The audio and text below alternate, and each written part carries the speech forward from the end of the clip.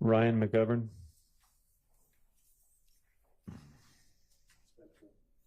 RyanMcgovern. Good morning, Mr. McGovern. How are you? I'm doing well. What type of work do you do? I work at Consolidated Engineering Company. And how long have you been with Consolidated Engineering Company? About 5 years. Okay. Prior to being with Consolidated Engineering Company, where did you work? I had a few different jobs. I was doing rental property management and some construction work, and prior to that, I worked in law enforcement. Okay. And when you worked in law enforcement, what law enforcement agency did you work for? I worked for Atlanta Police in Sandy Springs. Okay. When did you work for Atlanta Police Department? Roughly from about 2009 to 2015. And when you were working for the Atlanta Police Department, did you work in a specific zone? Yes, Zone 3 primarily. Okay. What year did you work in Zone 3? Pretty much my whole career, but towards the beginning, I was on a crime suppression team that would bounce around from zone to zone. When you were in Zone 3, did you serve solely as a patrol officer? Yes, ma'am. Okay. And briefly, what were some of your job duties and responsibilities when you were working as a patrol officer in Zone 3? Respond to 911 calls for service and do reports. Okay. I want to take you to 2015, specifically January and September of 2015. Were you working in Zone 3 during that time? Yes, ma'am. Okay. Specifically, I want to take you to January 19th, 2015. Did you have the occasional response to 807 Pryor Street Southeast? Yes. And why did you respond to that location? There was a shooting. Okay. And what happened once you arrived at that location? I spoke with And are you looking at something? my police report. Okay. Would looking at your police report help refresh your memory as to what occurred back on January 19, 2015? Yes, ma'am. Okay.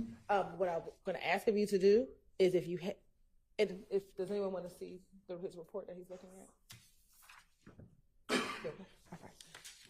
What I'm going to ask of you to do is just look down at your report, and once your memory is refreshed, then testify from your memory, okay?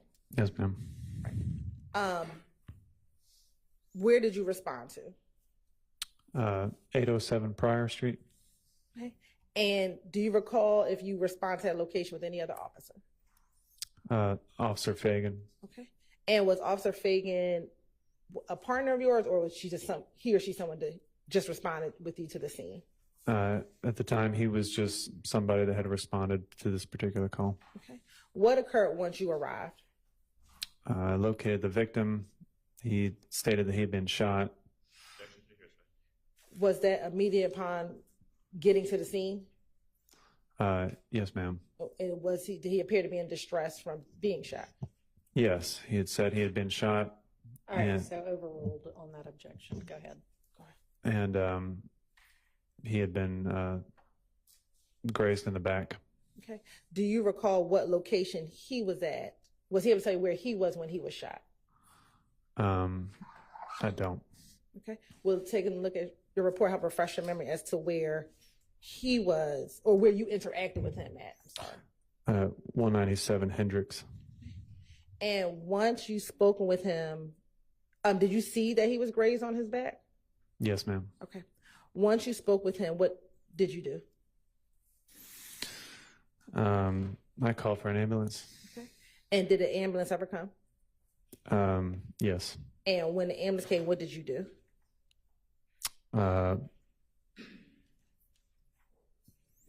Followed him to the hospital and then spoke with him there. All right.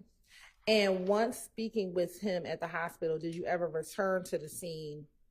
Did you ever return back to 807 Pryor? I don't believe so. Okay. As we're looking at anything, help refresh your memory as to whether or not you returned back to 807 Pryor. Yes. Yes, I did return to the location. And when you returned, what did you do? I met back with Officer Fagan.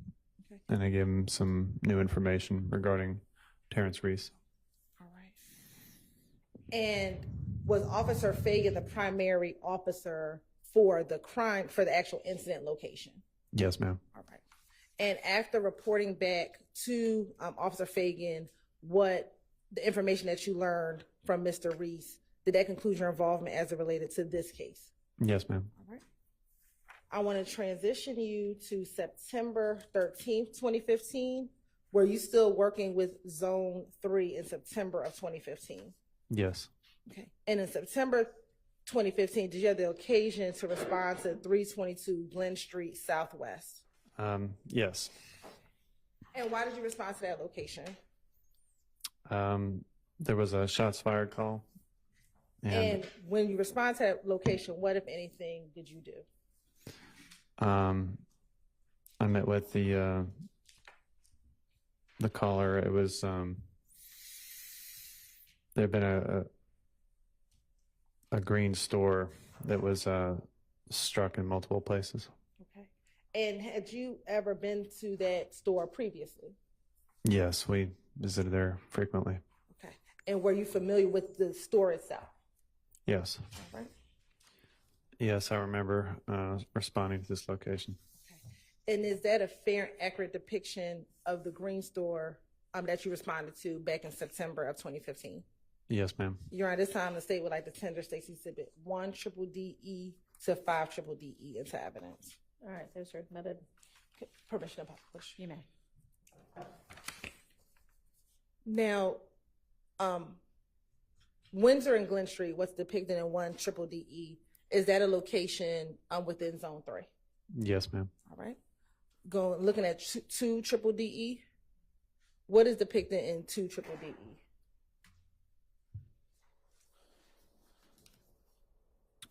That's the green store that was shot up. Okay. And it's 3DDE, 4DDE, and 5DDE, just different angles of the green store? Yes, ma'am. Okay. And once you arrived on scene, did you see any of the defects that were inside of the green store, or outside the green store, excuse me?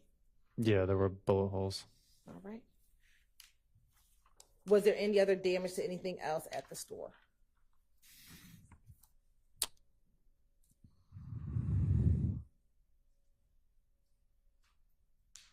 Yeah, I think looking at my report, a vehicle was struck as well.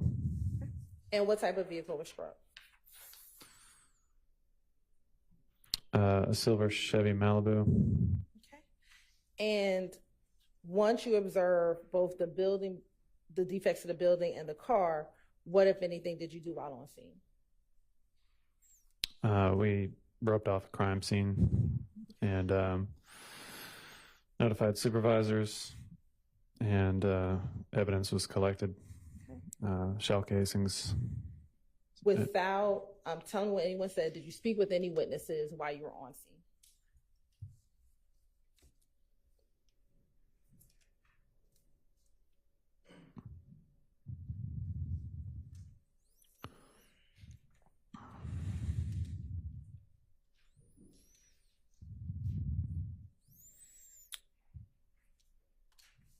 Yes, a Miss Arnold.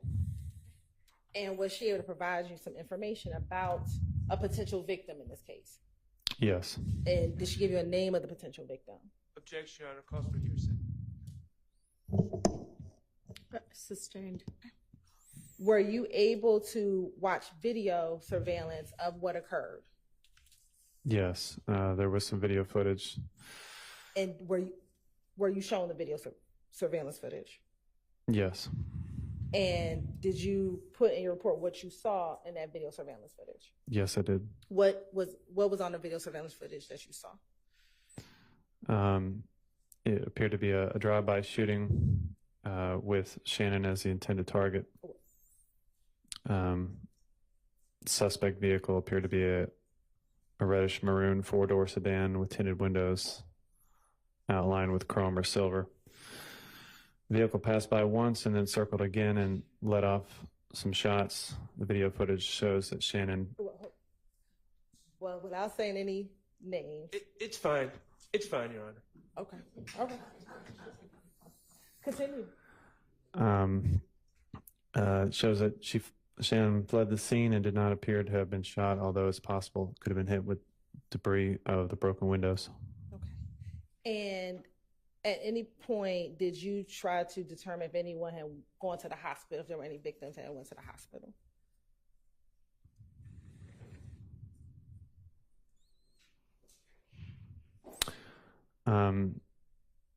Grady Hospital was notified of the incident, but there was no shooting victims that came around at about that time. Did you ever call out any crime scene techs to come and collect the evidence from that scene?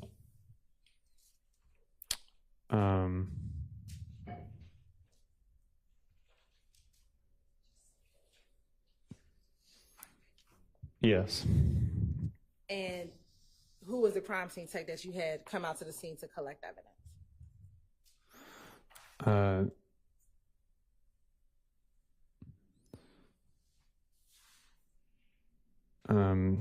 Unit Pebbles and Unit Moore, 7324 and 7340. And after calling out crime scene, would that have concluded your involvement in this case? Yes, ma'am. All right. Court's indulgence. Oh. What was the case number assigned to, I'll first ask you about the case that we're on, the September 13th, 2015 case. What is that case number?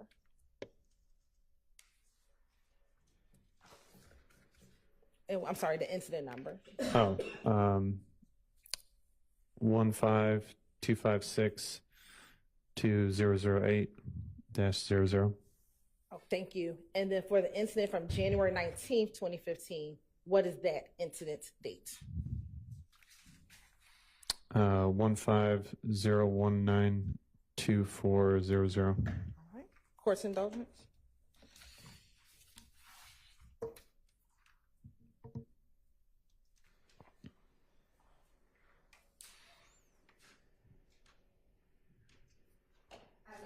All right, thank you. Any defense questions? All right.